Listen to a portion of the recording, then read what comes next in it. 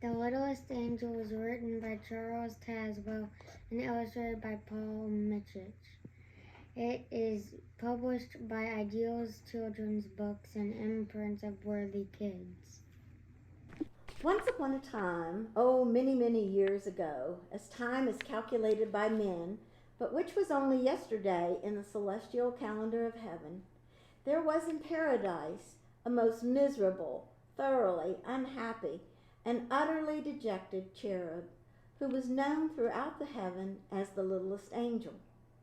He was exactly 4 years, 6 months, 5 days, 7 hours, and 42 minutes of age when he presented himself to the venerable gatekeeper and waited for admittance to the glorious kingdom of God. Standing defiantly, the littlest angel tried to pretend that he wasn't at all impressed by such unearthly splendor, and that he wasn't at all afraid.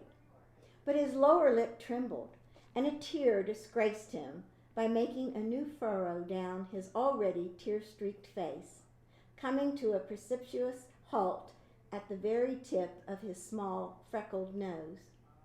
But that wasn't all. While the kindly gatekeeper was entering the name in his great book, the littlest angel, having left home as usual without a handkerchief, endeavored to hide the telltale evidence by snuffing, a most unangelic sound, which so unnerved the good gatekeeper that he did something he had never done before in all eternity. He blotted the page. From the moment on, the heavenly peace was never quite the same, and the littlest angel soon became the despair of all the heavenly host. His shrill, ear-splitting whistle resounded at all hours throughout the golden streets. It startled the patriarch prophets and disturbed their meditations. Yes, and on top of that, he inevitably sang off-key at the singing practice of the heavenly choir, spooling its ethereal effect, and being so small that it seemed to take him just twice as long as anyone else to get to nightly prayers. The littlest angel always arrived late, and always knocked everyone's wings askew as he darted into his place. Although these flaws in behavior might have been overlooked, the general appearance of the littlest angel was even more disreputable than his deportment. It was first whispered among the seraphim and the cherubim, and then said aloud among the angels and archangels that he didn't even look like an angel. And they were all quite correct. He didn't. His halo was permanently tarnished where he held on to it with one hot little chubby hand when he ran, and he was always running. Furthermore, even when he stood very still, it never behaved as a halo should. It was always slipping down over his right eye, or over his left eye, or else, just for pure meanness, slipping off the back of his head and rolling away down some golden street just so he'd have to chase after it. Yes, and it must be here recorded that his wings were neither useful nor ornamental. All paradise held its breath when the littlest angel perched himself like an unhappy fledgling sparrow on the very edge of a gilded cloud and prepared to take off. He would teeter this way and that, but after much coaxing and a few false starts, he would shut both of his eyes, hold his freckled nose, count up to 303, and then hurl himself slowly into space. However, owing to the regrettable fact that he always forgot to move his wings, the littlest angel always fell head over halo. It was also reported, and never denied, that whenever he was nervous, which was most of the time, he bit his wingtips. Now anyone can easily understand why the littlest angel would sooner or later have to be disciplined. And so on an eternal day of an eternal month in the year eternal, he was directed to present his small self before an angel of the peace. The littlest angel combed his hair, dusted his wings, and scrambled into an almost clean garment, and then with a heavy heart trudged his way to the place of judgment. He tried to postpone the dreaded ordeal by loitering along the street of the guardian angels, pausing a few timeless moments to minutely inspect the long list of new arrivals, although all heaven knew that he couldn't read a word. And he idled more than several immortal moments to carefully examine a display of harps, although everyone in the celestial city knew that he couldn't play a note. But at length and at last he slowly approached a doorway which was surmounted by a pair of golden scales, signifying that heavenly justice was dispensed within. To the littlest angel's great surprise, he heard a merry voice singing. The littlest angel removed his halo and breathed upon it heavily, then polished it with his robe, a procedure which added nothing to his already untidy appearance, and then tiptoed in. The singer, who was known as the understanding angel, looked down at the small culprit, and the littlest angel instantly tried to make himself invisible by the ingenious process of withdrawing his head into his robe, very much like a snapping turtle.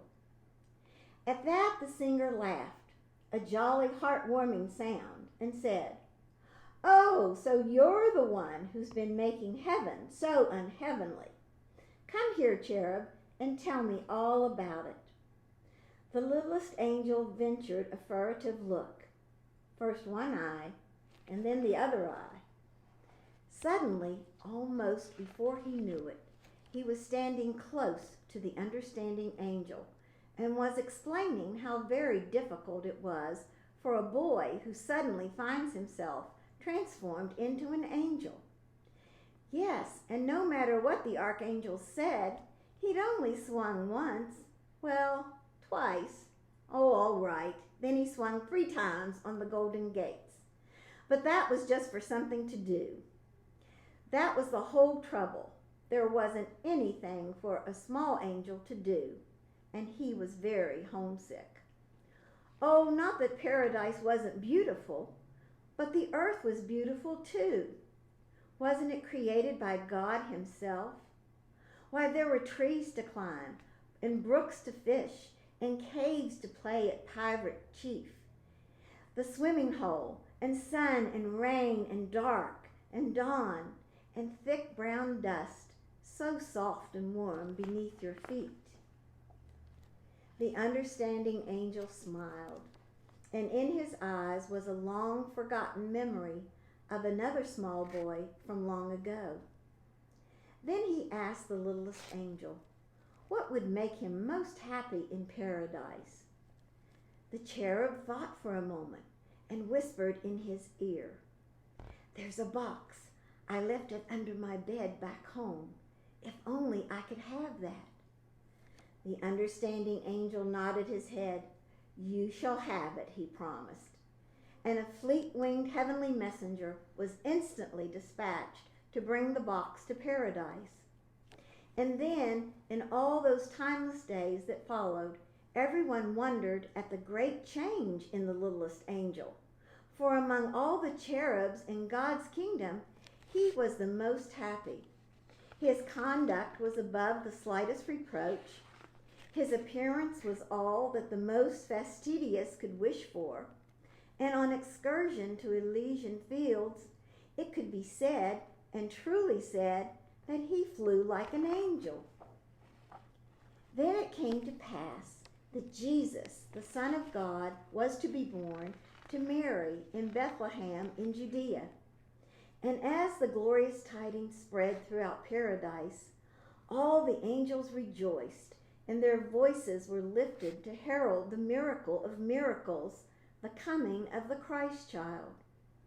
The angels and archangels, the seraphim and the cherubim, the gatekeeper, the wingmaker, yes, and even the halo smith, put aside their usual tasks to prepare their gifts for the blessed infant. All but the littlest angel. He sat himself down on the topmost step of the golden stairs and anxiously waited for inspiration. What could he give that would be most acceptable to the Son of God? At one time, he dreamed of composing a lyric hymn of adoration. But the littlest angel was woefully wanting in musical talent. Then he grew tremendously excited over writing a prayer that would live forever in the hearts of men, because it would be the first prayer ever to be heard by the Christ child. But the littlest angel was lamentably lacking in literate skill. Oh, what could a small angel give that would please the holy infant? The time of the miracle was very close at hand, when the littlest angel at last decided on his gift. Then, on that day of days, he proudly brought it from its hiding place behind a cloud, and humbly, with downcast eyes, placed it before the throne of God. It was only a small, rough, unsightly box, but inside were all those wonderful things that even a child of God would treasure. A small, rough, unsightly box, lying among all those other glorious gifts from all the angels of paradise, gifts of such rare and radiant splendor and breathless beauty that heaven and all the universe were lighted by the mere reflection of their glory. And when the littlest angel saw this, he suddenly knew that his gift to God's child was irreverent, and he devoutly wished he might reclaim his shabby gift. It was ugly. It was worthless. If only he could hide it away from the sight of God before it was even noticed. But it was too late. The hand of God moved slowly over all that bright array of shining gifts, then paused, then dropped, then came to rest on the lowly gift of the littlest angel. The littlest angel trembled as the box was opened, and there before the eyes of God and all his heavenly host, what he offered to the Christ child. And what was his gift to the blessed infant? Well, there was a butterfly with golden wings, captured one bright summer day on the hills above Jerusalem, and a sky blue egg from a bird's nest in the olive tree that stood to shade his mother's kitchen door.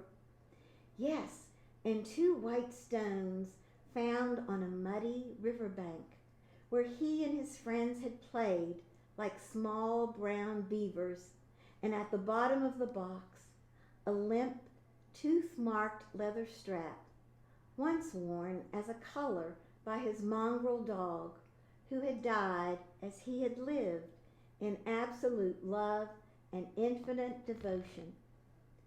The littlest angel wept hot, bitter tears, for now he knew that instead of honoring the Son of God, he had been most blasphemous. Why had he ever thought that the box was so wonderful? Why had he dreamed that such utterly useless things would be loved by the blessed infant? In frantic terror, he turned to run and hide from the divine wrath of the Heavenly Father.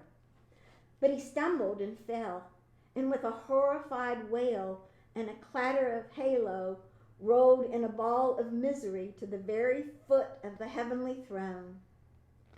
There was an ominous and dreadful silence in the celestial city, a silence complete and undisturbed, save for the broken heart and sobbing of the littlest angel. Then suddenly, the voice of God, like divine music, rose and swelled throughout paradise.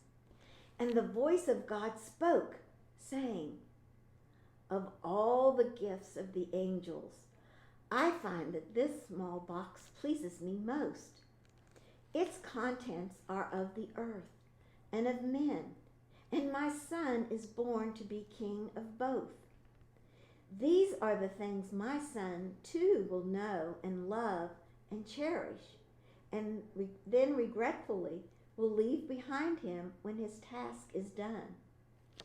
I accept this gift in the name of the child Jesus, born of Mary this night in Bethlehem." There was a breathless pause, and then the rough, unsightly box of the littlest angel began to glow with a bright, unearthly light. Then the light became a lustrous flame, and the flame became a radiant brilliance that blinded the eyes of all the angels. None but the littlest angel saw it rise from its place before the throne of God, and he and only he watched it arch away from heaven and shed its clear, white, beckoning light over a stable where a child was born.